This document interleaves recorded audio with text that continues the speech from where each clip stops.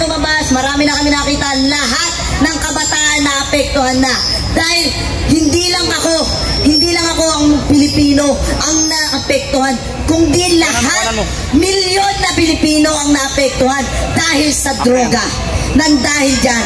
Dahil droga rin ang umasak sa pamilya ko. Droga din ang dahilan kung bakit nagawa ng tatay ko ang nagawa niya sa ate ko.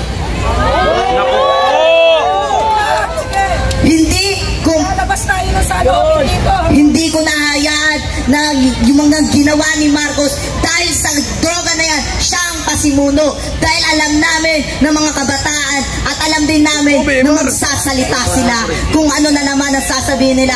Nasasabihin nila, ginagamit kami mga kabataan para lang magpaingay. Hindi kami ginagamit at hindi kami papayag na magpagamit.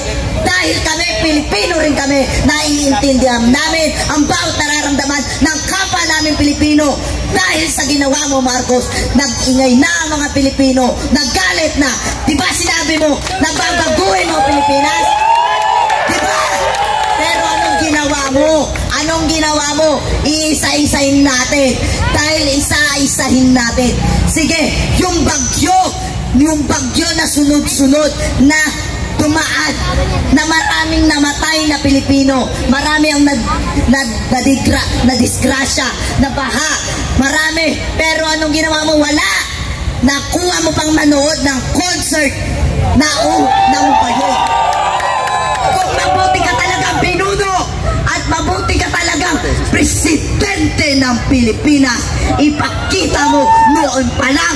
Dahil nung nag-campaign ka pa lang, kung ano-ano ang pinakita mo, gumawa ka pa ng movie, nakala namin na totoo. Pinutol mo kami. Niloko mo kami. Kung ano-ano pa ang pinakita mo para lang umangat ka, para mailuklok ka lang, hanggang sa naniwala ang ibang Pilipino, hanggang sa marami ang gustong magluksok sa'yo. Pero ano nangyari? Nung nagluklok sa'yo, anong ginawa mo? Nung naging presidente ka, nagsimula, naghirap kami. Kung ano-ano nangyari, tumaas ang diesel, tumaas ang mga presyo ng bigas. Kaya kami nagagalit sa'yo, lalo na kaming mga kabataan na umanga sa'yo, lalo na ako, na akala ko mapapabuti mo ang Pilipinas. Pero anong ginawa mo? Kundi nagdroga na lumagkanap sa buong Pilipinas. Kaya nananawagan ako sa'yo sa Republika ng Pilipinas, sa buong Pilipinas, sa Malacanang, na uulitin ko, mag-resign ka na! Mag-resign ka na! Mga kababayan kong Pilipino, sabay-sabay nating isigaw, mag-resign! Mag-resign! Mag-resign! Mag-resign! Mag-resign! Mag-resign! Sisigaw natin, Duterte! Duterte! Duterte! Duterte!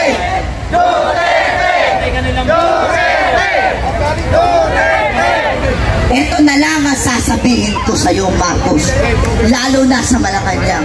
Alam namin na akala mo kaming mga kabataan, porket kabataan ay kailangan asikasuhin ang mga pag-aaral. O, alam namin yun. Alam namin yun. Pero bakit ganon naapektuhan kami? Dahil bakit? Dahil kasama ang pamilya namin sa naapektuhan sa droga na yan.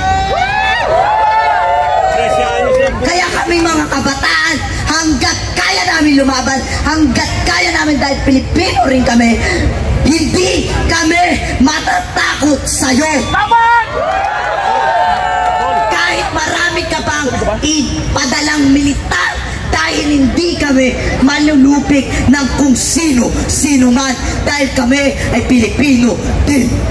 Kaya wag kang magtaka kung bakit bakit hanggang ngayon nagagalit sa'yo dahil katulad ng ginawa mo sa isang katulad naming mga Pilipino, lalo na mga kabataan, kung ano-ano na lang nangyari sa mga kabataan.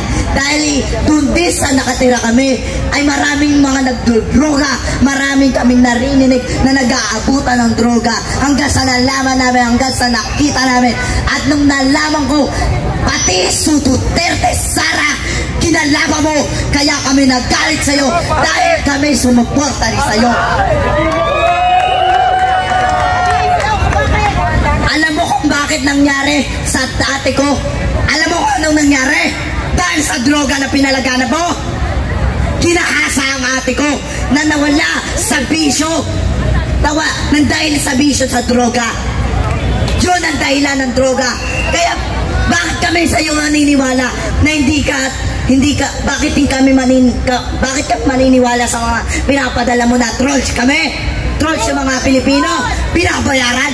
Hoy, baya ka naman sa balat mo. Hindi kami bayaran. Hindi kami bayad. Hindi kami bayad. Hindi kami bayad. Hindi kami bayad. Hindi kami bangag. Ano? Inaano yung mga Dutertes kahit walang katotohanan. Kaya nananawagan pala ako sa mga Pilipino na nananatili sa bahay. Mahiya naman si Marcos. Kahit ano pa ang panakot sa atin, huwag kayo mag-alala. Suportado kayo na buong Pilipino. Lumabas na kayo, mga kapwa namin Pilipino, lalo na mga magulang nyo. Huwag kayong matakot na akala nyo mapapama ka mga anak nyo. Kami bahala, lalo na ako magpapatunay. Ako magpapatunay sa inyo na kami ang susuporta sa'yo, lalo na ako. Ikaw bata ka, nanonood ka. Alam ko nanonood ka dahil maraming lumaganap na social media. Alam namin kung bakit kami galit. Dahil hindi namin din gusto gawin to. Pero dahil sa ginawa mo, dahil sa ginawa mong meeting, kung ano-ano, alam mo, nagalit na sa'yo. Umpisa pa lang, nagagalit na sa'yo. Hinintay lang namin na bumawi ka sa dulo. Pero anong ginagawa mo? Wala hanggang sa nagalit na. Hindi ba sabi mo tigre ka? O sige, nananawagan ako sa'yo. Pumunta ka, magpakita ka sa buong Pilipinas para na sa ganun, kung tigre ka talaga, ipakita mo sa amin. Dahil nalaman namin na talagang tigre ka. Dahil nilamon mo kami. Pero hindi kami magpapalamon sa'yo ng buong buo. Dahil kaming mga Pilipino, marami na kaming napagdaanan. Dahil kami isang matatag na Pilipino. Kami ay babangon na kasama si Inday Sara Duterte.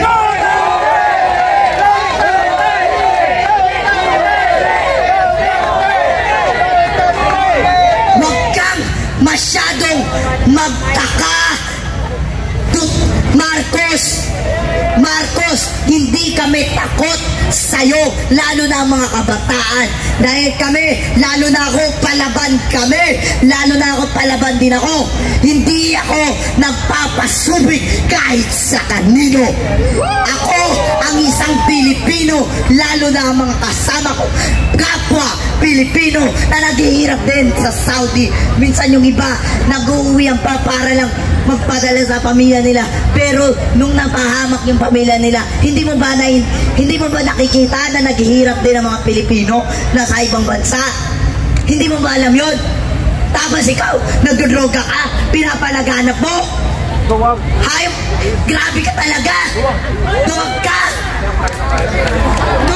Okay, maraming salamat po sa lahat na nandito. Kami po ang Star Image Fam. Kasama po namin ang mga anak-anak at namin si Majo at si Carlo. Hindi po namin sila pinalaki ng ganito. Nasa amin na sila ng 6 years. Simula nung lumalabas sila sa TV, nag-viral sila, hindi po ganito ang pagpapalaki namin. Pero kaya kami nandito sa EDSA ngayon, nilaan talaga namin yung oras namin dito. Kasi si Carlo gusto niyang gihatid yung news sa buhay niya na ang ate niya ay ginahasa ng tatay niya. Yun po ang totoo. Hanggang ngayon nasa ng tatay mo. Nasa kulungan dahil sa droga yan. Yun po ang totoo, kaya kami nandito dahil sa kagustuhan ng batang si Carlo. Hindi po siya ginagamit, hindi po kami bayad, nandito kami para sa pagmamahal sa bayan. Ngayon lang nangyari sa atin to, di ba? Opo, tama po yun. Kung may marami sa amin nakakakilala, lalo na kay Carlo na nagsalita kanina, siya po yung anak-anakan ni Vice Ganda na batang makulong.